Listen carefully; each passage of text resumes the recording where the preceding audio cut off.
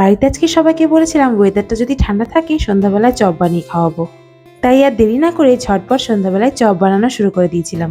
দোকানদাররা তো অনেক স্পেশাল ভাবে বানিয়ে থাকে, তবে বাড়িতে আমি একদম সাধারণভাবে বানিয়েছিলাম। তাই ভাবলাম তোমাদের সঙ্গে একটু শেয়ার করি। প্রথমেই বাদাম ভেজে তুলে নিয়েছিলাম, তারপর তেলের মধ্যে আদা কুচি, লঙ্কা কুচি আর টমেটো কুচি দিয়ে ভালো করে নাড়িয়ে নিয়েছিলাম। এরপর একটা তাওয়ার মধ্যে জিরে আর শুকনো লঙ্কা আমি একটু ড্রাই রোস্ট করে দিয়েছিলাম। আচ্ছা, চপের মধ্যে কি অন্য কোনো মশলা ড্রাই রোস্ট করে দেয়? জানলে কিন্তু তোমরা আমাকে অবশ্যই কমেন্ট করে জানিও। ভাজা মশলাটাকে সেপারেট করে রাখার পর টমেটো কুচির মধ্যে লবণ, হলুদ, জিরের গুঁড়ো, ধনের গুঁড়ো, অল্প লঙ্কার গুঁড়ো দিয়ে ভালোভাবে মশলাটা কষিয়ে নিয়েছিলাম। এরপর আমি এর মধ্যে 1 চামচ মতো এভারেস্টের হিং অ্যাড করেছিলাম। তোমরা চাইলে স্কিপও করতে পারো, তবে আমার মনে হয় এর মধ্যে অল্প হিং অ্যাড করলে কিন্তু স্বাদটা আরও দ্বিগুণ হয়ে যাবে।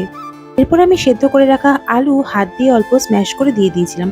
খুব একটা বেশি গলিয়ে দিইনি, একটু দানা দানা থাকবে সেই রকম ভাবে দিয়েছিলাম। অল্প চিনি দিয়েছিলাম স্বাদটাকে ব্যালেন্স করার জন্য। এরপর এর মধ্যে ভাজা বাদাম আর ভাজা গুঁড়ো মশলাটা দিয়ে ভালো করে মেখে হাতের সাহায্যে গোল গোল করে শেপ দিয়ে নিয়েছিলাম।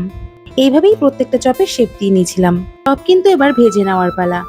পরিমাণ মতো রিফাইন্ড তেল এবার আমি গরম করতে দিয়ে দিলাম। আগের থেকেই বেসনটাকে গুলে রেখে দিয়েছিলাম। এর মধ্যে চপের শেপগুলোকে ডুবিয়ে আমি ছাকা তেলে ভেজে নিয়েছিলাম।